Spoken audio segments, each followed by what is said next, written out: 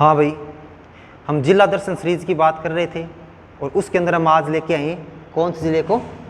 फलोदी ज़िला। आज हम कौन से ज़िले के बारे में बात करने वाले हैं? फलोदी ज़िले के बारे में बात करने वाले हैं। वो बात करेंगे। सबसे पहले तो हम बात करेंगे प्रशासनिक विभाजन के बारे में, जिसमें हम बात करें पुराना ज़िला कौन सा था, एक तो इसके बारे में बात करने वाले हैं कि कौन से पुराने ज़िले से निकाला गया है। इसके अलावा आगे क्या बात करेंगे? एक हम बात करेंगे कौन कौन से ज़िले के साथ सीमा लगती है। जो फलोदी ज़िला ये अंतर्राज्यीय सीमा बनाता है या अंतर्राष्ट्रीय सीमा बनाता है या अंतर्वर्ती ज़िला है, ये बात करने वाले हैं। इसके अलावा कौन कौन सी इसमें तहसील हैं, कौन कौन से उपखंड आते हैं, इन सब के बारे में बात करेंगे। और आखिर में हम बात करने वाले हैं कल्चर, इतिहास और ज्योग्राफी के अंदर जो बदलाव हुए हैं उसके बारे में हमें चर्चा करेंगे। सबसे पहले बात करने वाले फलोदी ज़िले की। तो फलोदी ज़िले की हम बात करें तो इसको कौन से ज़िले से निकाला गया है? जोधपुर ज़िले से। कौन सा ज़िला आता है? जोधपुर ज़िला। जोधपुर ज़िले से निकालकर कौन सा ज़िला बनाया गया? फलोदी। एक तो ये बात याद रखनी है। इसके बाद बात करने वाले संभाग। क्या आएगा? संभाग। संभाग की हम बात करें तो संभाग है वो जोधपुर संभाग आता है। फलोदी जिले को कौन से संभाग में शामिल किया गया? जोधपुर संभाग में शामिल किया गया है। 3 नए संभाग बनाए थे और 19 नए जिलों का निर्माण किया था। उसमें हम बात करें तो फलोदी जिले को कौन से संभाग में शामिल किया गया? जोधपुर संभाग में। जोधपुर संभाग की हम बात करें तो जोधपुर संभाग में कौन कौन से जिले आते हैं? सबसे पहले तो 1 नंबर पर आता है फलोदी। कौन सा जिला आता है? फलोदी। फलोदी के बाद बात करें तो कौन सा आता है? जैसलमेर। जैसलमेर के बाद बात करें तो बाड़मेर।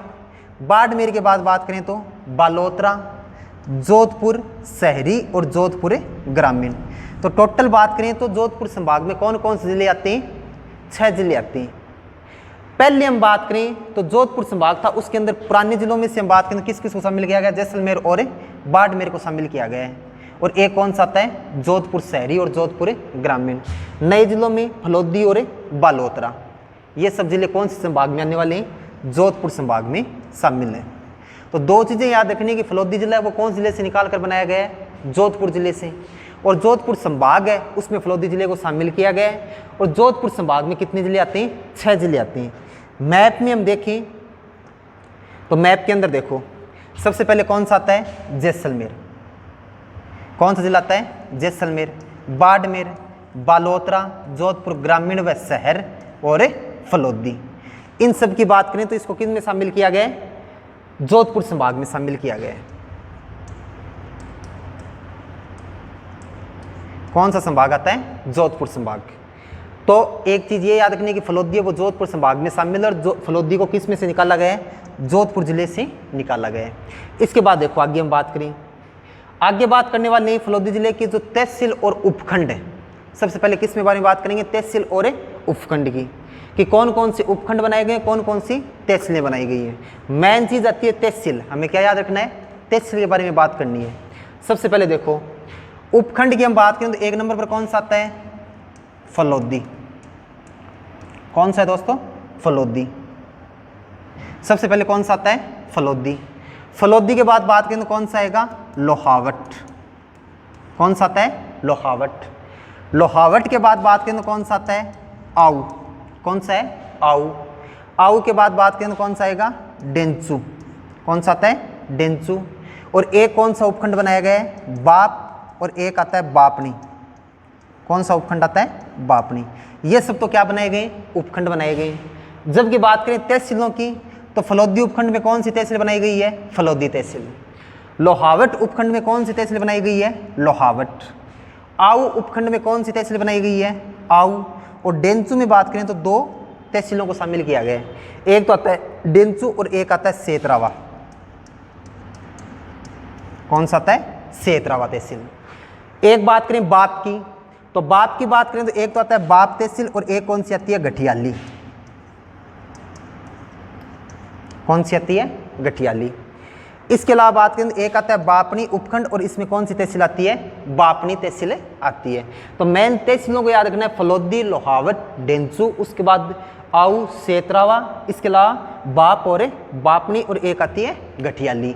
इन सब तहसीलों को शामिल किया गया है। ये आता है फलोदी जिले का नक्शा। किसका आता है? फलोदी जिले का नक्शा आता है। एक चीज़ ये याद रखना। उसके बाद आगे हम बात करें, देखो यहाँ पे आता है फलोदी लोहावट आऊ डेंचू बाप बापनी तहसील की हम बात करें, फलोदी लोहावट आऊ डेंचू सेत्रिया बाप गटियाल और बापनी। या फिर हम बात करें तो इसका नाम आता है सेतरावा। क्या नाम आता है? सेतरावा। ये चीज़ याद रखनी है, ठीक है। और गठियाल की हम बात करें तो गठियाल का क्या नाम मिलता है? गठियाली। क्या नाम आएगा? गठियाली। सेतरावा या गठियाली आएगा। आगे हम बात करें तो एक चीज़ याद रखना कि फलोदी के अंदर जो विधानसभा सीट है वो दो बनाई गई हैं। कौन कौन सी आती हैं? फलोदी और लोहावट। एक तो कौन सी आती है? फलोदी विधानसभा सीट बनाई गई है, और एक बनाई गई है लोहावट। तो प्रशासनिक रूप से हम बात करें, सबसे पहले फलोदी को किससे निकाला गया? जोधपुर से। उसके बाद हम बात करें तो एक चीज़ याद रखना कि कौन से संभाग में शामिल किया गया? जोधपुर संभाग में। जोधपुर संभाग की हम बात करें तो कौन कौन से जिले आते हैं? फलोदी, फलोदी के बाद जोधपुर शहरी, जोधपुर ग्रामीण, जैसलमेर, बाड़मेर, बालोतरा, इन सब जिलों को शामिल किया गया है। इसके बाद आती हैं तहसील और उपखंड। तहसील की हम बात करें, तहसील कौन कौन सी आती हैं? फलोदी, लोहावट, आऊ, डेंचू, सेत्रिया या सेतरावा, बाप, गठियाली या गठियाल, और एक हम बात करें तो कौन सी आती है? बापनी। विधानसभा क्षेत्र की हम बात करें तो एक तो फलोदी को बनाया गया और एक किसको बनाया गया? लोहावट को। एक तो किसको बनाया गया? फलोदी को, और एक किसको बनाया गया? लोहावट को बनाया गया। क्या बनाया गया? विधानसभा क्षेत्र। ये चीज़ याद रखनी है। उसके बाद देखो आगे हम बात करें तो फलोदी की आकृति वो कौन से देश के समान है? ऑस्ट्रेलिया। किसके समान है? ऑस्ट्रेलिया के समान। विश्व का एकमात्र महाद्वीप है जो जनसंख्या रहती है वहाँ पे कौन से गोलार्ध में स्थित है? दक्षिणी गोलार्ध में। कौन से गोलार्ध में आता है? दक्षिणी गोलार्ध में आता है। कौन सा? ऑस्ट्रेलिया। तो ऑस्ट्रेलिया के समान राजस्थान की आकृति की हम बात करें तो कौन सा जिला आता है? फलोदी जिला आता है। कौन सा है? फलोदी। ये चीज़ याद रखनी है। उसके बाद देखो आगे हम बात करें तो आगे आता है सीमा। सीमा की हम बात करेंगे तो ये बात करेंगे ये अंतर्राष्ट्रीय सीमा बनाता है या अंतर्राज्यीय सीमा बनाता है या अंतर्वर्ती जिला है, और एक कौन कौन से जिलों के साथ है सीमा बनाता है। सबसे पहले तो बात करें तो फलोदी है वो ना तो अंतर्राष्ट्रीय सीमा बनाता है और ना ही अंतर्राज्यीय सीमा बनाता है। वो कौन सी सीमा बनाता है? अंतर्राज्यीय सीमा। या फिर हम बात करें कैसा जिला है? अंतर्वर्ती जिला है। कैसा जिला आता है? अंतर्वर्ती जिला है। एक तो ये चीज़ याद रखनी है। आगे हम बात करें तो फलोदी वो 4 जिलों के साथ सीमा बनाएगा। जैसे हम बात करें यहाँ पे कौन सा जिला आता है? फलोदी। यहाँ पे कौन सा आता है? बीकानेर, नागौर, जोधपुर ग्रामीण, और एक कौन सा आता है? जैसलमेर। तो जोधपुर ग्रामीण, नागौर, बीकानेर और जैसलमेर के साथ क्या बनाता है? ये अपनी सीमा साझा करता है। एक चीज़ ये याद रखना है। पहले हम बात करें जैसलमेर के साथ किसकी सीमा लगती थी? जोधपुर की। इधर किसकी सीमा लगती थी? बाड़मेर की। अब हम बात करें तो जैसलमेर की किस किसके साथ सीमा लगती है? बीकानेर के साथ, फलोदी के साथ, जोधपुर के साथ, बालोतरा के साथ और बाड़मेर के साथ लगती है। पहले बात करें तो केवल बाड़मेर की, जोधपुर की और किसकी लगती थी? बीकानेर की लगती थी। एक चीज़ ये याद रखनी है। तो हम बात करें तो फलोदी 4 जिलों के साथ सीमा बनाएगा। जोधपुर ग्रामीण, नागौर, बीकानेर और जैसलमेर, और कैसा जिला आता है? अंतर्वर्ती जिला आता है। एक चीज़ ये याद रखनी है। इसके बाद आता है इसका सामान्य परिचय। सामान्य परिचय की हम बात करें तो फलोदी को बनाने की घोषणा कब की गई थी? 17 मार्च 2023 को। ये चीज़ याद न रहे तो कोई दिक्कत नहीं है। मंत्रिमंडल के द्वारा मंजूरी कब प्रदान की गई थी? 4 अगस्त 2023 को मंजूरी प्रदान कर दी गई। मेन चीज़ आती है कि अधिसूचना को कब लागू किया गया? तो अधिसूचना को लागू किया गया था 7 अगस्त 2023 को लागू कर दिया गया था। उद्घाटन की हम बात करें तो उद्घाटन किया गया था 15 अगस्त 2023, और 2 नाम आते हैं। एक तो नाम आता है बीडी कल्ला, बुलाकी दास कल्ला। क्या नाम आता है? बीडी कल्ला। और एक आते हैं अल्पसंख्यक मंत्री। कौन आते हैं? साले मोहम्मद। अल्पसंख्यक मंत्री कौन आते हैं? साले मोहम्मद। तो बीडी कल्ला और हम बात करें साले मोहम्मद के द्वारा हम बात करें तो इसका क्या किया गया? उद्घाटन किया गया। अधिसूचना को लागू किया गया था 7 अगस्त 2023 को, और जिले का उद्घाटन किया गया 15 अगस्त 2023 को किया गया। तो एक तो अधिसूचना का ये इंपॉर्टेंट है कि अधिसूचना कब लागू की गई? 7 अगस्त 2023, जबकि उद्घाटन कब किया गया? 15 अगस्त 2023। ये दोनों चीज़ें इंपॉर्टेंट है। और घोषणा कब की गई? 17 मार्च 2023 को घोषणा की गई थी। ये चीज़ याद रखना है। अब बात करते हैं कि इसके अंदर क्या क्या बदलाव हुए, क्या क्या बदलाव नहीं हुए। प्रशासनिक दृष्टि से बात हो गई। सबसे पहले तो बात करें राजस्थान का सबसे शुष्क जिला कौन सा बन गया? फलोदी। और राजस्थान का सबसे शुष्क स्थान भी कौन सा आता है? फलोदी। सबसे शुष्क स्थान कौन सा आता है? फलोदी। जैसे हम बात करें एक आता है वनस्पति रहित क्षेत्र, वो कहाँ पे? सम जैसलमेर।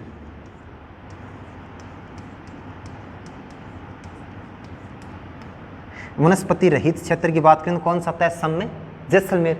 जबकि बात करें सबसे शुष्क जिला कौन सा आता है? फलोदी आता है। पहले कौन सा था? जोधपुर। पहले कौन सा आता था? जोधपुर। और वर्तमान में कौन सा आता है? फलोदी। और हम बात करें सबसे शुष्क स्थान कौन सा आता है? फलोदी आता है। दो तो ज्योग्राफिक दृष्टि से ये चीजें याद रखना। उसके बाद देखो आगे हम बात करने वाले कला एवं संस्कृति। किसके बारे में बात करेंगे? कला एवं संस्कृति के बारे में बात करने की, इसके अंदर क्या क्या बदलाव हुए। सबसे पहले दोस्तों एक नाम आता है क्या? पाबू जी। क्या नाम है? पाबू जी, जिनकी हम बात करें तो किस में शामिल किया जाता है? पंचपीरों में शामिल किया जाता है। किस में शामिल किया जाता है पाबू जी को? पंचपीरों में शामिल किया जाएगा। यहाँ पे हम बात करने वाले केवल और केवल जो इंपॉर्टेंट चीज़ हैं उनके बारे में चर्चा करेंगे। सबसे पहले देखो पाबू जी का जन्म कब हुआ? 1239 ईस्वी में कोल्लू मंडे फलोदी। कोल्लू मंडे फलोदी। अब इसमें चेंज क्या हुआ है? चेंज ये हुआ है कि कोल्लू मंडे वो पहले कौन जिले में था? जोधपुर जिले में। कौन से जिले में आता था? जोधपुर जिले में आता था। और वर्तमान में बात करें तो कौन से जिले में आता है? फलोदी जिले में। कौन से जिले में आ रहा है? फलोदी जिले के अंदर शामिल है। एक तो ये चीज याद रखनी है कि एक तो 1239 ईस्वी में कोल्लू मंड फलोदी के अंदर हम बात करें तो इसका जन्म हुआ था। किन का जन्म हुआ था? पाबू जी का जन्म हुआ। तो वर्तमान में कौन सा जिला है? फलोदी जिला है। पहले कौन सा था? जोधपुर। एक तो ये चेंज हुआ है। उसके बाद हम बात करें पिताजी कौन थे? धांधल जी राठौड़। माता का नाम आता है कमला दे और पत्नी का नाम आता है फुल्लम दे या सुप्यार दे। तो इनमें कोई किसी प्रकार का चेंज नहीं हुआ है, केवल जन्म स्थान बदला गया। कौन जिले में आ गया? फलोदी जिले के अंदर। कौन सा गांव था? कोल्लू मंड। कब हुआ था? 1239 में। पिता धांधल जी राठौड़। माता की बात करें कमला दे, पत्नी कौन आती है? फुल्लम दे या सुप्यार दे। ये चीज याद रखनी है। अब पाबू जी की हम बात करें तो पाबू जी की घोड़ी कौन सी थी? केसर काल में, जो किसके द्वारा दी गई थी? देवल चारनी के द्वारा। किसके द्वारा दी गई? किसके द्वारा गिफ्ट की गई थी? देवल चारनी के द्वारा ये घोड़ी दी गई थी। एक चीज ये याद रखना है कि घोड़ी का नाम आता है केसर काल में और किसके द्वारा प्रदान की गई? देवल चारनी के द्वारा प्रदान की गई थी। इससे आगे हम बात करें तो यहाँ तक हमने बात की तो इसमें केवल एक चीज याद रखनी है आपको, जन्म स्थान के बारे में। ये परिवर्तन हुआ है। कौन सा जिला आ गया? फलोदी जिला आ गया। ये चीज याद रखनी है। अब देखो आगे इसके बाद हम बात करें तो एक चीज याद रखना कि पाबू जी वो शहीद कब हुए? 1276 में। किसके साथ युद्ध करते हुए? अपने बहनोई जिंदराव खिंची के साथ। किन की गायों को बचाते हुए? किन की गायों को? देवल चारनी की गायों को। तो ये नॉर्मल बात है, पहले से आप सभी को पता है कि 1276 के अंदर ये शहीद हो गए थे जिंदराव खिंची से युद्ध करते हुए। और हम बात करें तो देवल चारनी की गायों को बचाते हुए या इनकी रक्षा करते हुए शहीद हुए थे। ये चीज याद रखनी है एक तो।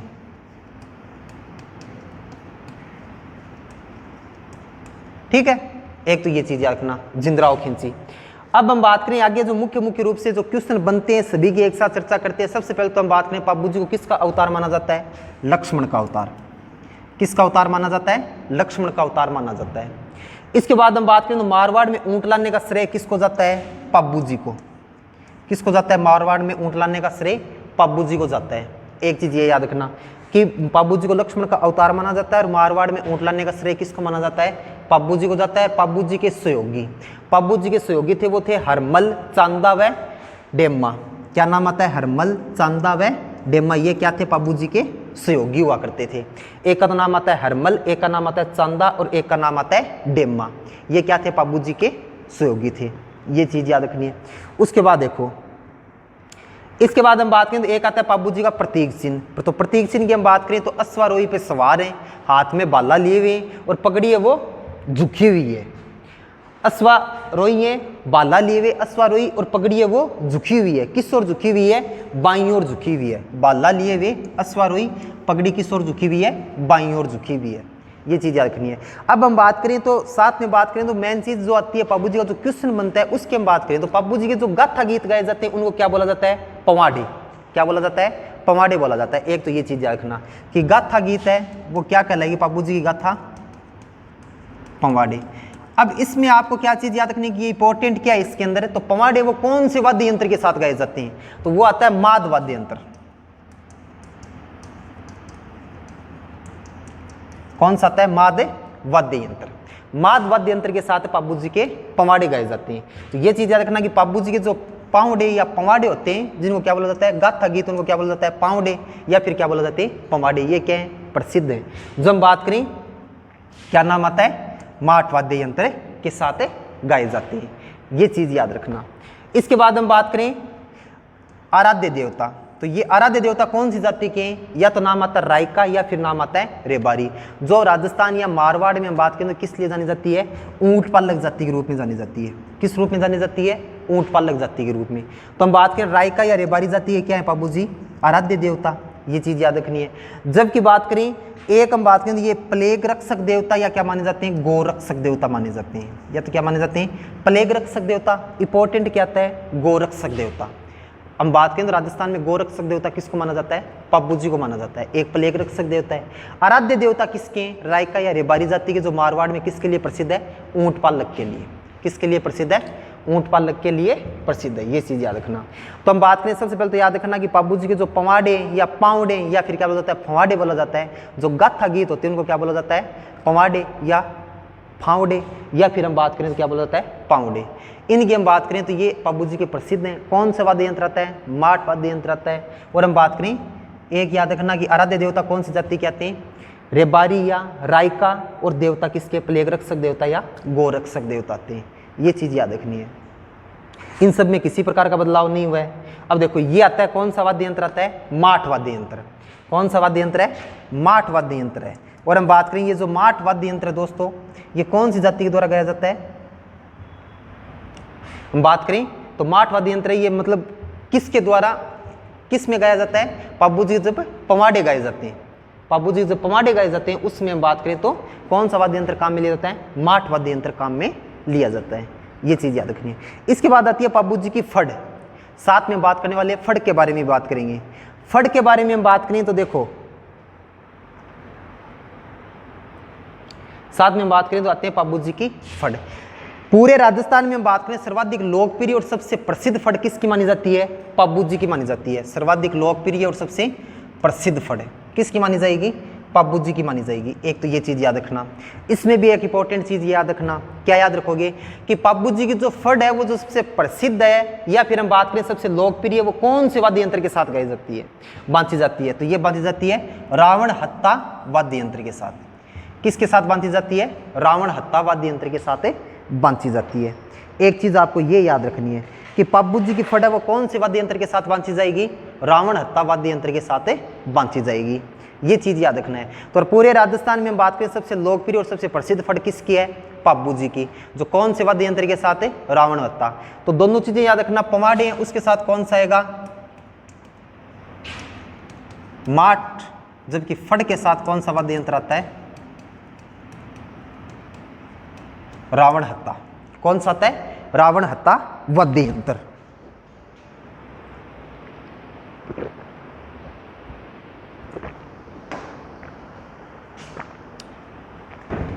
ये चीज याद रखनी है।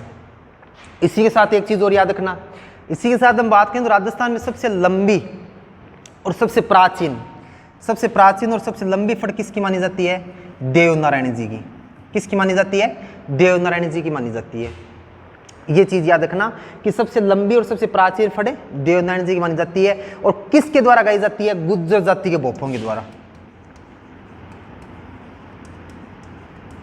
कौन सी जाति के भोपे गाती? गुज्जर जाति के भोपों के द्वारा बांधी जाती है। फड़ को बांधा जाता है। कौन सी जाति के भोपे बांधते हैं? गुज्जर जाति के भोपों के द्वारा बांधी जाती है। गाथा गीत वो गाई जाती है, जबकि फड़ वो बांधी जाती है।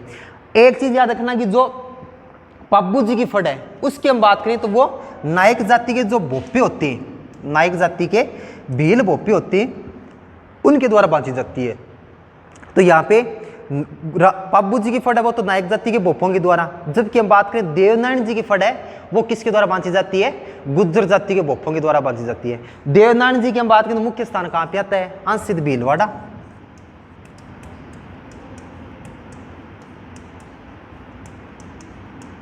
कहाँ पे है? अंसित भीलवाड़ा में आता है। ये चीज भी साथ में याद रखना। तो फड़ की हम बात करें तो एक साथ बात करें तो सबसे पहले पप्पू जी की बात करें तो सबसे लोकप्रिय और सबसे प्रसिद्ध फड़ है पप्पू जी की। तीन चीजें आपको याद रखनी है। नायक जाति के भोपे, और हम बात करें तो इसके बाद आगे आता है कि रावण हत्या वाद्य यंत्र। जबकि हम बात करें सबसे प्राचीन और सबसे लोकप्रिय, सबसे लंबी की हम बात करें तो कौन सी आती है? देवनारायण जी की। किसके द्वारा? गुर्जर जाति के भोपों के द्वारा। एक चीज और याद रखना कि इस फंड के ऊपर हम बात करें, देवनारायण जी जो फंड है इस पर भारत सरकार के द्वारा 5 रुपए का डाक टिकट जारी किया गया था। कब जारी किया गया था? 2 सितंबर 1992 को। कब किया गया था दोस्तों? 2 सितंबर 1992 को 5 रुपए का डाक टिकट जारी किया गया था। ये चीज भी साथ में याद रखना। इसी के साथ हम बात करें तो एक आती है भैंसासुर की फंड। अब देखो ये इंपॉर्टेंट क्यों है? कोई बदलाव नहीं है लेकिन फिर भी हम बात करें तो ये इंपॉर्टेंट है। क्यों है? कि भैंसासुर की फंड है उसका वाचन नहीं होता है, मतलब वो वांछी नहीं जाती है, तो फिर क्या होता है? उसकी पूजा की जाती है। और कौन सी जाति पूजा करती है? कंजर जाति। कौन सी जाति पूजा करती है? कंजर जाति के द्वारा पूजा की जाती है। ये चीज याद रखनी है आपको कि देवनारायण जी की फंड है उसको बांधा जाता है, पाबू जी की फंड को बांधा जाता है। जबकि हम बात करें भैंसासुर की फंड है उसको हम बात करें कंजर जाति के जो भोपे होते हैं उनके द्वारा पूजा की जाती है। ये चीज याद रखना, उसको वांछी नहीं जाता, उसको उसकी क्या की जाएगी? पूजा की जाएगी। एक आता है रामदल्ला कृष्णदल्ला की फंड, जो हम बात करें पूर्वी राजस्थान के अंदर प्रसिद्ध है। किसकी फंड आती है? रामदल्ला या कृष्णदल्ला की फंड। इसकी हम बात करें तो इसका वाचन किस में होता है? दिन के समय किया जाता है। इसका वाचन कब किया जाता है? दिन के समय इसका वाचन किया जाता है। तो ये चीज याद रखना फंड के बारे में। साथ में सबसे प्रसिद्ध और लोकप्रिय पाबू जी की, सबसे प्राचीन व लंबी देवनारायण जी की। कौन सी फंड का वाचन नहीं होता? भैंसासुर की फंड का डाक टिकट किस पे जारी किया गया? देवनारायण जी की फंड पर। कब जारी किया गया? 2 सितंबर 1992 को। दिन में वाचन कौन सी फंड का होता है? रामदल्ला व कृष्णदल्ला की फंड का। कहाँ पे प्रसिद्ध है? पूर्वी राजस्थान के अंदर प्रसिद्ध है। ये चीजें याद रखनी है आपको। उसके बाद देखो आगे हम बात करें तो एक चीज याद रखना, पाबू जी के उपनाम। उपनाम की हम बात करें तो उपनाम में एक तो आता है प्लेग रक्षक देवता। किसके देवता माने जाते हैं? प्लेग रक्षक देवता माने जाते हैं। इसके अलावा किसके माने जाते हैं? ऊंटों के देवता। एक माने जाते हैं हाड़ फाड़ के देवता। किसके? जो फोड़े फुंसी होते हैं या हाड़ फाड़ के देवता माने जाते हैं। इसके अलावा बात करें तो एक गोरक्षक और एक इनको क्या बोला जाता है? परी का पुत्र। क्या बोला जाता है? परी का पुत्र बोला जाता है। एक इनको क्या बोला जाएगा? परी का पुत्र बोला जाता है। तो हम बात करें प्लेग रक्षक देवता थे, ऊंटों के देवता, हाड़ फाड़ के देवता, गोरक्षक देवता और एक क्या माना जाता है? परी का पुत्र माना जाता है। ये उपनाम किस कहते हैं? पाबू जी कहते हैं। इनमें इंपॉर्टेंट क्या है? गोरक्षक देवता। किसके देवता माने जाते हैं? गोरक्षक देवता माने जाते हैं। एक चीज आपको ये याद रखनी है। उसके बाद देखो एक आता है मेला। मेले की हम बात करें तो पाबू जी के मेले का आयोजन होता है चैत्र अमावस्या को। और हम बात करें इनका प्रधानमंत्री कहाँ पे आता है? कोल्लू मंडे फलोदी में। अभी ये चेंज हुआ है। क्या चेंज हुआ है? ये प्रधानमंत्री है वो पहले कहाँ पे था? जोधपुर जिला। कौन सा जिला आता था? जोधपुर जिला। जबकि वर्तमान में हम बात करें तो कौन सा जिला आ गया? फलोदी जिला। कौन सा जिला आ गया? फलोदी जिला आ गया है। ये चीज याद रखनी है कि पहले तो हम बात करें तो कौन सा जिला हुआ करता था? जोधपुर। और वर्तमान में कौन सा जिला हो गया? फलोदी जिला हो गया। याद रह जाएगा। उसके बाद देखो एक पाबू प्रकाश की पुस्तक कौन सी आती है? पाबू प्रकाश। कौन सी पुस्तक है? पाबू प्रकाश। लेखक कौन आते हैं? मोड़जी आसिया। कौन है? मोड़जी आसिया। इसमें हम बात करें तो किसका वर्णन है? पाबू जी की जीवनी का। किसका वर्णन किया गया? पाबू जी की जीवनी का वर्णन किया गया है। ये चीज याद रखना। तो पाबू प्रकाश है वो किसके द्वारा रचित है? मोड़जी आसिया के द्वारा। इन में हम बात करें तो क्या चीज याद रखने की? प्रधानमंत्री वो पहले कौन से जिले में था? जोधपुर में। और वर्तमान में कौन सा जिला आ गया? फलोदी जिला। कौन सा जिला आ गया? फलोदी जिला आ गया है।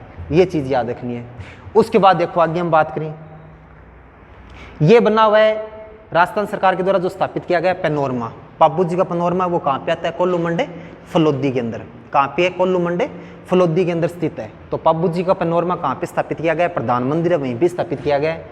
यहाँ पर हम बात करें इनके सहयोगी आते हैं। इनमें से किसकी फोटो दी गई है? एक तो हम बात करें इनके सहयोगी हैं, उनकी फोटो आती है चांदा डेमा की। ठीक है। तो यहाँ पे क्या स्थापित किया गया है? पैनोरमा स्थापित किया गया है। ये चीज याद रखनी है। अब देखो एक बात करें पाबू जी को किस में शामिल किया जाता है? पंचपीरों में। और राजस्थान में पंचपीरों की हम बात करें सबसे विवाद किसका होता है? तेजा जी का। और हम बात करें जब भी पंचपीरों के बारे में पूछा जाता है तो किसका ऑप्शन आएगा? तेजा जी का ऑप्शन आता है। जबकि हम बात करें तेजा जी है वो लोक देवता है लेकिन किस में शामिल नहीं है? पंचपीरों में शामिल नहीं है। तो राजस्थान के पंचपीर कौन कौन आते हैं? रामदेव जी, हडबू जी, पाबू जी, गोगा जी और मैं हाजी मंगली आते हैं। जबकि कौन नहीं आते हैं? तेजा जी नहीं आते हैं। पंचपीरों में कौन शामिल नहीं है? तेजा जी शामिल नहीं है। लोक देवता जरूर है लेकिन किस में शामिल नहीं है? पंचपीरों में शामिल नहीं है। तो कौन कौन है? रामदेव जी, हडबू जी, पाबू जी, गोगा जी और मैं हाजी मंगलिया वो किस में है? पंचपीरों में शामिल हैं। एक चीज ये याद रखनी है आपको। उसके बाद देखो आगे हम बात करें तो आगे आती है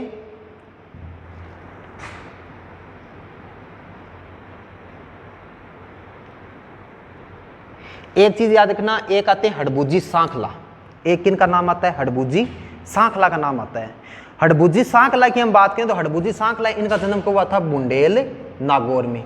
जन्म कहाँ पे हुआ था? बुंडेल नागौर के अंदर हुआ था। ये चीज याद रखना, मतलब मूल जन्म स्थान कहाँ पे आता है? नागौर में है। अब देखो पिताजी का नाम क्या आता है? मेहाजी सांखला, इसमें कोई बदलाव नहीं है। गुरु कौन आते हैं? योगी बालीनाथ। मुख्य रूप से क्या इंपॉर्टेंट है, इनको क्या कहा जाता है? शकुन शास्त्र का ज्ञाता। क्या बोला जाता है? शकुन शास्त्र का ज्ञाता कहा जाता है। क्या कहा जाता है? हड़बूजी सांखला को शकुन शास्त्र का ज्ञाता कहा जाता है। एक चीज ये याद रखनी है।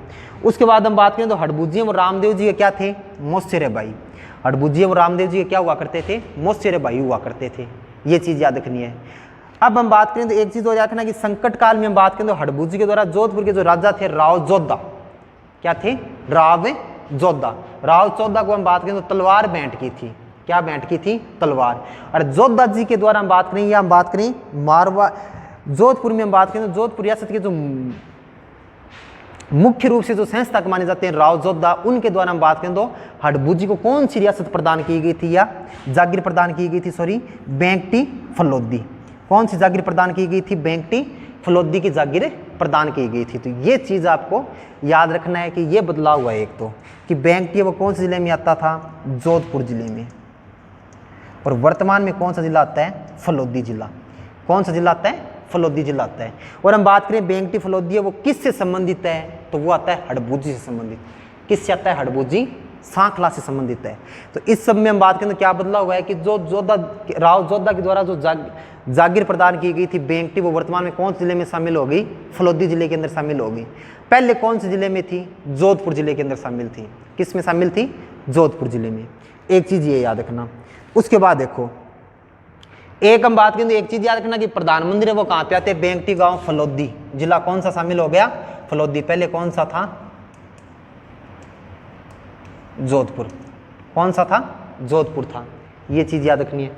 उसके बाद हम बात करें पूजा किसकी जाती है? बैलगाड़ी की। बैलगाड़ी के अंदर कहा जाता है कि इनके द्वारा जो हम बात करें विकलांग गायें हुआ करती थी, उनके लिए इनके द्वारा चारा लाया जाता था। इसलिए हड़बूजी का जो मंदिर है उसके अंदर हम बात करें तो किसकी पूजा की जाती है? हड़बूजी की बैलगाड़ी की पूजा की जाती है। ये चीज याद रखनी है। इस बैलगाड़ी में बात करें तो हड़बूजी थे वो विकलांग गायों की सेवा के लिए चारा या घास भर के लाते थे। ये चीज याद रखनी है। इसके बाद देखो इस मंदिर का जो निर्माण है प्रधान मंदिर, इसका निर्माण किसके द्वारा किया गया? मारवाड़ के शासक अजीत सिंह के द्वारा। और हड़बूजी जो सवारी है वो क्या मानी जाती है? सियार। क्या मानी जाती है? सियार मानी जाती है। एक चीज ये याद रखना। तो हड़बूजी के बारे में बात करें तो आपको क्या क्या चीज याद रखनी है, क्या क्या बदलाव हुआ है? सबसे पहले तो इनका जो मंदिर है, मंदिर की हम बात करें तो जागीर प्रदान की गई। बेंगटी कहाँ पे आ गई? फलोदी जिले में। किस में शामिल होगी? फलोदी जिले में। प्रधान मंदिर है उसकी भी हम बात करें तो कहाँ पे है? बेंगटी गांव के अंदर, जो कौन से जिले में आ गया? फलोदी जिले के अंदर आ गया। मंदिर का निर्माण अजीत सिंह द्वारा करवाया गया था।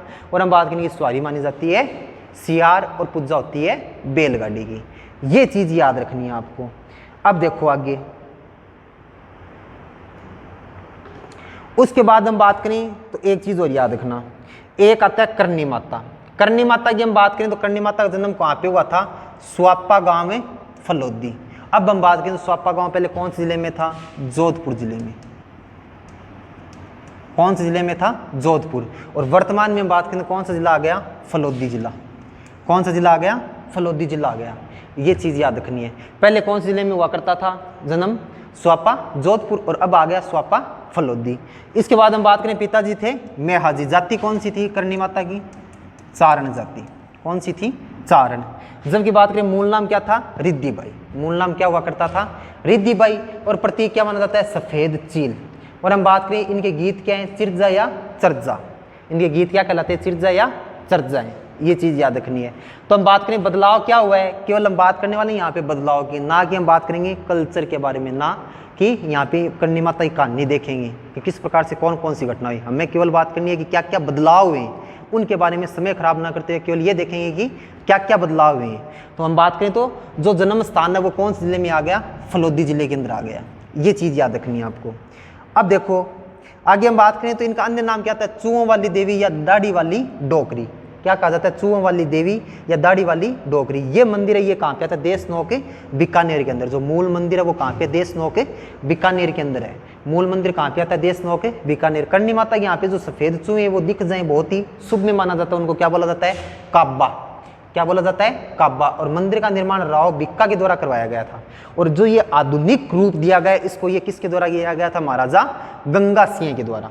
किसके द्वारा दिया गया था, महाराजा गंगा सिंह के द्वारा ये आधुनिक रूप दिया गया था करणी माता के मंदिर को। कहाँ पे आता, देश नौ के बीकानेर में। तो करणी माता के बारे में केवल एक चीज याद रखना है कि स्वापा गांव फलोदी के अंदर इनका क्या हुआ है, जन्म हुआ है। पहले कौन सा जिला था, जोधपुर जिला। कौन सा जिला था, जोधपुर जिला था। ये चीज याद रखनी है। उसके बाद देखो मंदिर को क्या बोला जाता है, मठ बोला जाता है। मंदिर को क्या बोला जाएगा, मठ बोला जाएगा। मेला वर्ष में 2 बार आयोजित होता है। एक तो होता है अश्विन नवरात्रा को, कब होता है, अश्विन नवरात्रा को, और एक होता है चैत्र नवरात्रा को।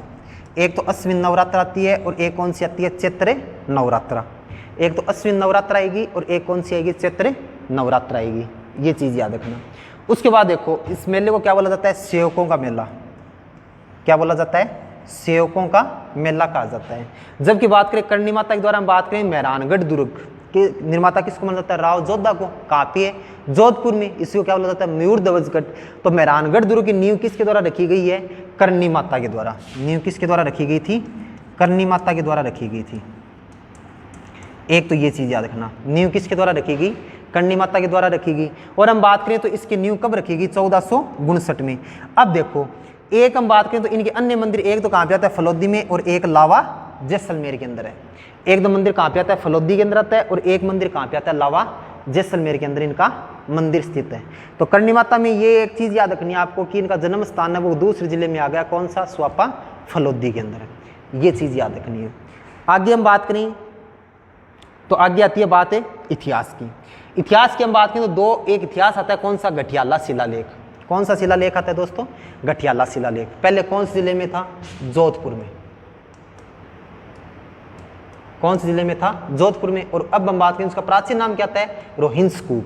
प्राचीन नाम क्या है, रोहिंसकूप। और वर्तमान में कौन सा जिला आ गया, फलोदी जिला। कौन सा जिला आ गया, फलोदी जिला आ गया। तो वर्तमान में कौन से जिले में शामिल किया गया, फलोदी जिले के। अब हम बात करें गठियाला शिलालेख से क्या क्या जानकारी प्राप्त होती है। सबसे पहले तो देखो कब का है, 862 ईस्वी का।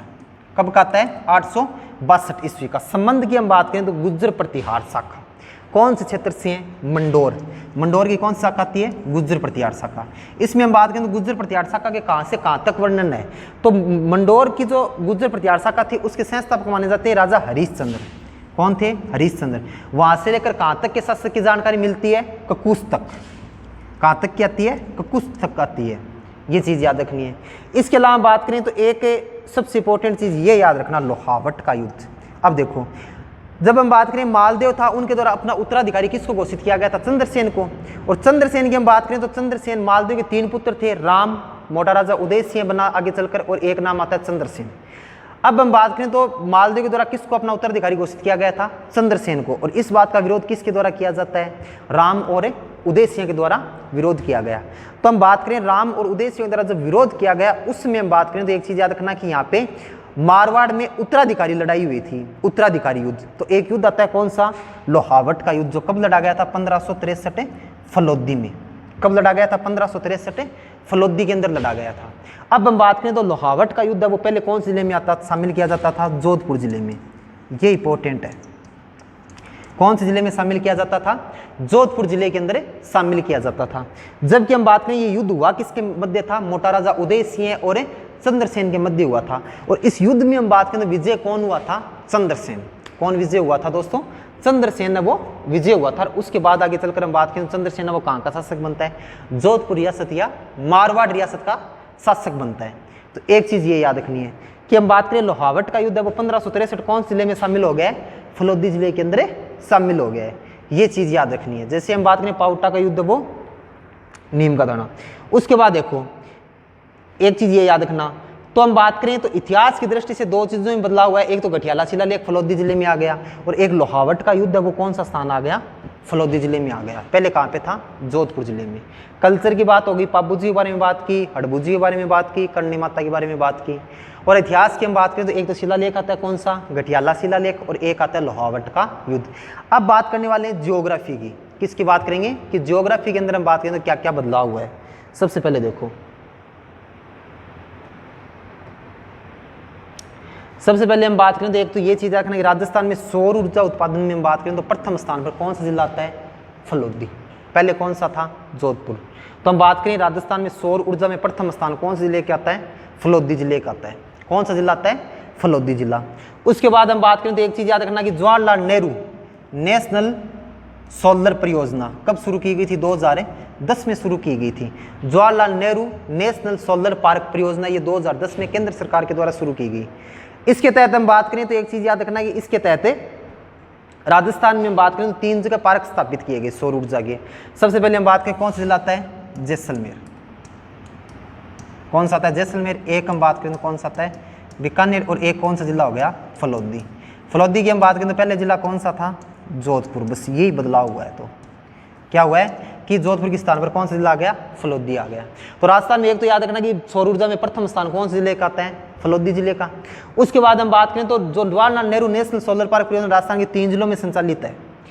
एक तो हम बात करें तो इसके तहत राजस्थान में सोलर पार्क विकसित किए जा रहे हैं। तो 3 जिले कौन कौन से आते हैं? फलोदी, जैसलमेर, बीकानेर। फलोदी के अंदर हम बात करें तो कौन कौन से पार्क बनाए गए? एक तो नाम आता है बड़ला सोलर पार्क। कौन सा आता है? Bhadla solar park. और एक हम बात करें तो एक आता है फलोदी पोखरण सोलर पार्क। कौन सा पार्क आता है? Phalodi Pokhran solar park. और एक कौन सा आता है? Bhadla solar park. जैसलमेर की हम बात करें, जैसलमेर के अंदर आएगा Fatehgarh one B solar park. कौन सा आता है? Fatehgarh one B solar park. जबकि हम बात करें एक कौन सा आता है? नोक सोलर पार्क। कौन सा आता है? नोक सोलर पार्क। बीकानेर में हम बात करें तो बीकानेर में एक सोलर पार्क स्थापित किया गया है, पुग्गल। तो देखो सोलर पार्क तो कितने आ गए? 5। सोलर पार्क तो कितने? 5। और जिले कितने? 3।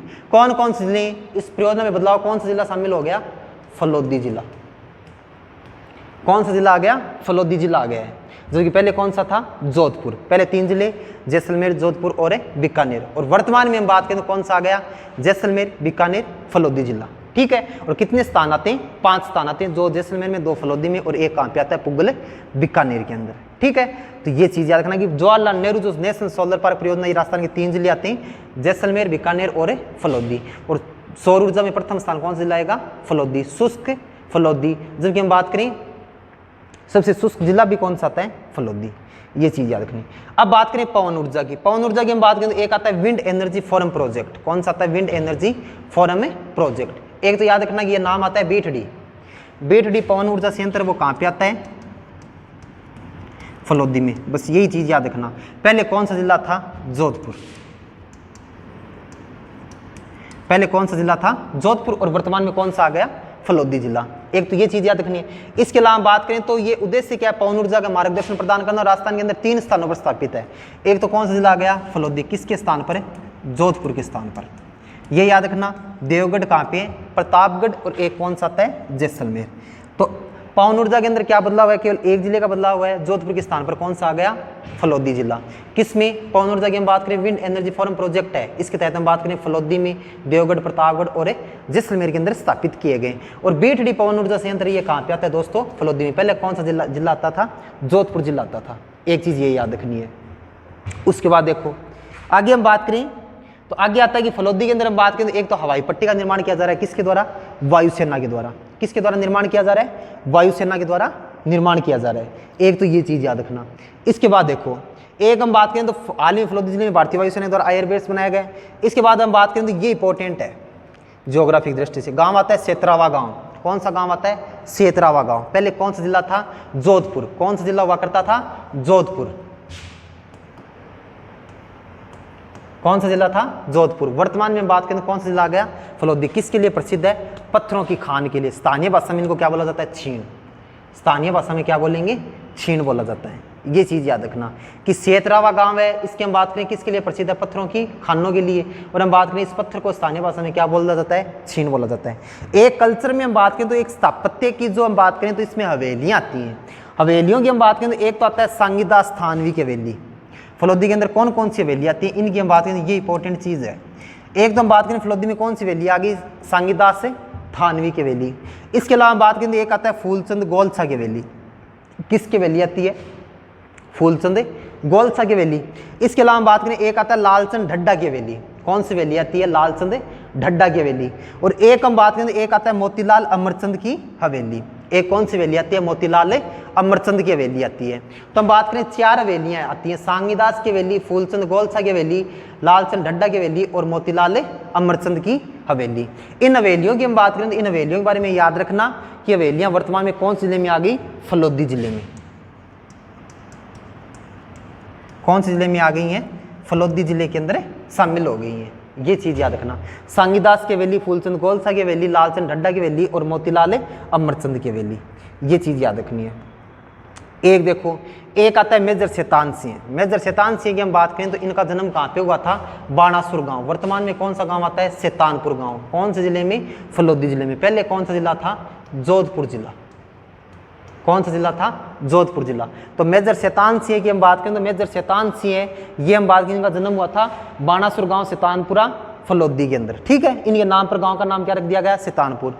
इनके हम बात करें इनका जन्म हुआ था, हम बात करें इनके द्वारा कौन से युद्ध में भाग लिया गया था, 1962। 1962 के अंदर किसके साथ युद्ध हुआ था, चीन के साथ युद्ध हुआ था। प्रधानमंत्री कौन थे, पंडित जवाहरलाल नेहरू थे। और हम बात करें तो चीन का जो युद्ध था, इसके बाद हम बात करें तो प्रधानमंत्री जवाहरलाल नेहरू थे हमेशा बीमार रहने लगे थे। इतना बड़ा झटका लगा था कि नेहरू की हम बात करें तो नेहरू ने कभी भी ये नहीं सोचा था कि चीन भी कभी भारत के ऊपर आक्रमण कर देगा। तो मतलब जो जिस घटना के बारे में सोचा ही नहीं था, वो अचानक घटना हो गई, जिससे हम बात करें तो आगे चलकर नेहरू हैं वो हमेशा के लिए बीमार हो गए थे। तो उस युद्ध के अंदर हम बात करें तो भारत की ओर से वीरता किसके द्वारा दिखाई गई थी, मेजर शैतान सिंह के द्वारा। जो हम बात करें राजस्थान के कौन जिले से संबंध रखते हैं, फलोदी जिले से। तो हम बात करें ये कौन सी बटालियन से थे, 13वीं कमाऊ बटालियन। कौन सी बटालियन आती है, 13वीं कमाऊ बटालियन। और हम बात करें तो मरणोपरांत इनको क्या प्रदान किया गया था, परमवीर चक्र। भारतीय सेना की हम बात करें तो सबसे सर्वोच्च सैन्य पुरस्कार वो कौन सा आता है, परमवीर चक्र आता है। कब प्रदान किया गया था, 1963 में। कब दिया गया था, मरणोपरांत। लेकिन हम बात करें तो एकमात्र व्यक्ति आते हैं पीवीसी हवलदार योगेंद्र सिंह यादव, जिनके द्वारा हम बात करें तो कारगिल की लड़ाई लड़ी गई थी। जो हम बात करें सबसे खतरनाक चोटी थी, उसके ऊपर विजय हासिल की थी। उनको हम बात करें तो एकमात्र जीवित व्यक्ति हैं जिनको कौन सा चक्र दिया गया था, परमवीर चक्र से सम्मानित किया गया है। और हम बात करें मेजर शैतान सिंह को हम बात करें तो 1963 में कौन सा चक्र या बात करें कौन सा सैन्य सम्मान प्रदान किया गया, परमवीर चक्र सैन्य सम्मान प्रदान किया गया था। ये चीज याद रखनी है। उसके बाद देखो, इसके बाद हम बात करें तो ज्योग्राफी में एक आता है गोमठ नस्ल का ऊंट। पहले कौन सा जिला था, फलोदी। तो ये भी बदलाव हुआ है। और वर्तमान में हम बात करें तो गोमठ नस्ल के ऊंट है कहाँ के प्रसिद्ध है, फलोदी जिले के। किस काम में लिए जाते हैं, बोझा ढोने के लिए प्रसिद्ध है। किसके लिए प्रसिद्ध है, बोझा ढोने के लिए। ऊंट को हम बात करें तो राज्य पशु की श्रेणी में शामिल किया गया था कब, 19 सितंबर 2014 को। और वैज्ञानिक नाम क्या था, कैमलस ड्रोमेडेरियस। ये तो सामान्य बातें हैं, सभी को याद है। मेन चीज याद रखनी है कि जो गोमठ नस्ल के ऊंट है वो कौन से जिले में शामिल है, फलोदी में। किसके लिए प्रसिद्ध है, बोझा ढोने के लिए प्रसिद्ध है। ये चीज याद रखनी है। उसके बाद देखो आगे,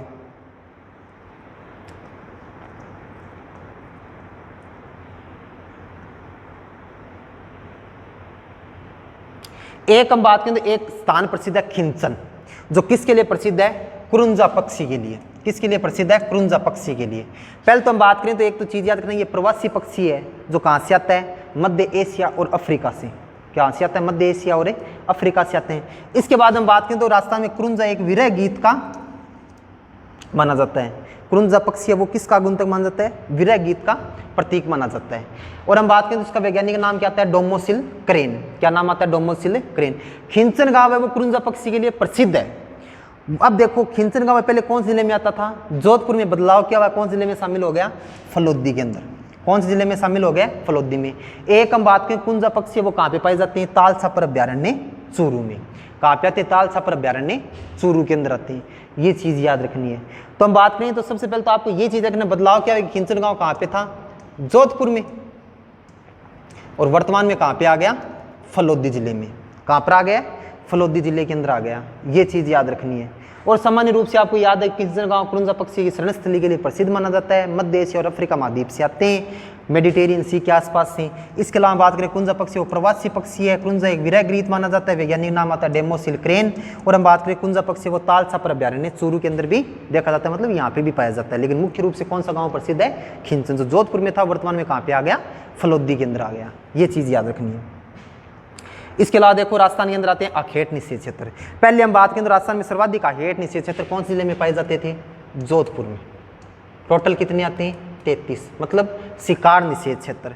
अब हम बात करें तो जोधपुर से फलोदी में कौन कौन से आगे? डेंचू फलोदी, जम्बेश्वर, ये पूरा नाम आता है गुरु जम्बेश्वर। क्या नाम आता है? गुरु जम्बेश्वर। और एक कौन सा आता है? लोहावट। तो फलोदी के अंदर कितने अखेट निषेध क्षेत्र हैं? 3, डेंचू, जम्बेश्वर, लोहावट। कौन कौन से आते हैं? डेंचू, डेंचू के बाद जम्बेश्वर, जम्बेश्वर के बाद है लोहावट। ये चीज़ याद रखनी है। उसके बाद देखो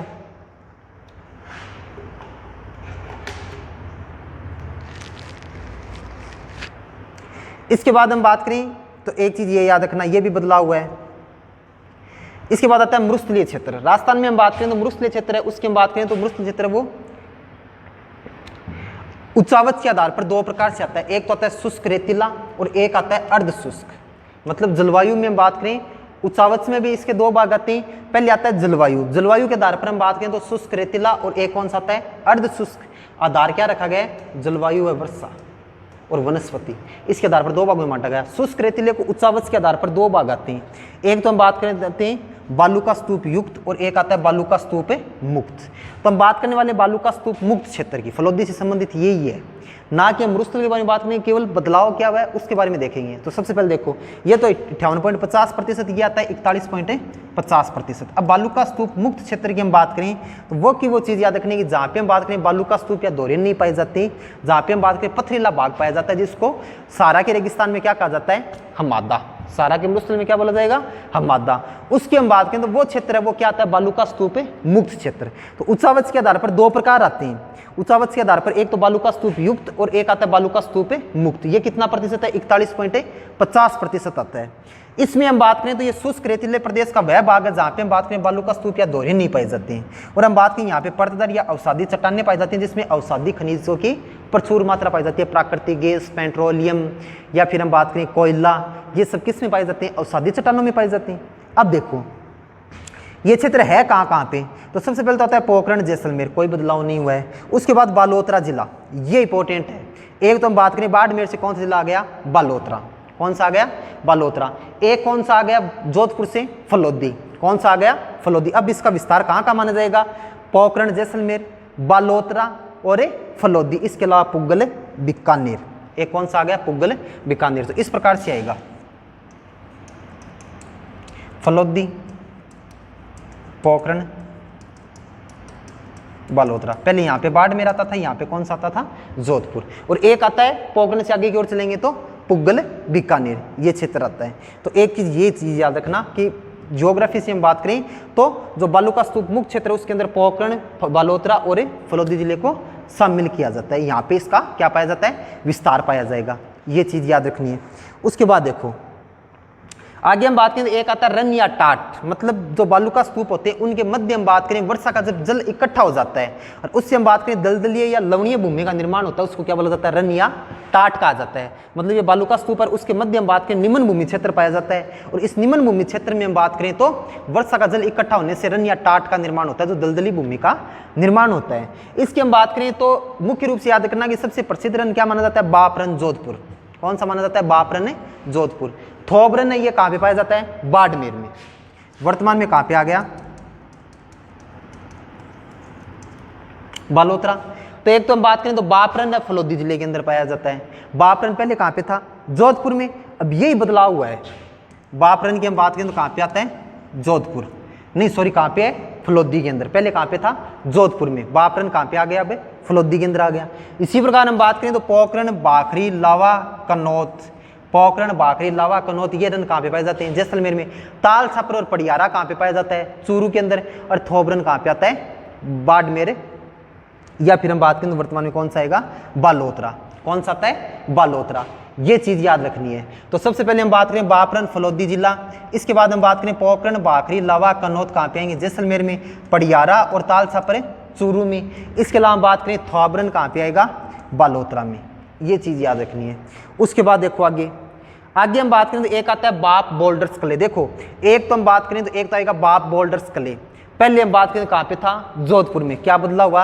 अब हम बात करें तो बाप बोल्डर्स कले, बाप तहसील फलोदी जिला। बाप तहसील और कहाँ पे आएगा? फलोदी जिला आएगा। एक तो ये चीज़ याद रखनी है। इसके अलावा हम बात करें तो एक चीज़ याद रखना है, यहाँ पे प्रमुख कार्बोनिफेरस युग की क्या पाई जाती है? हिमानीकृत चट्टान।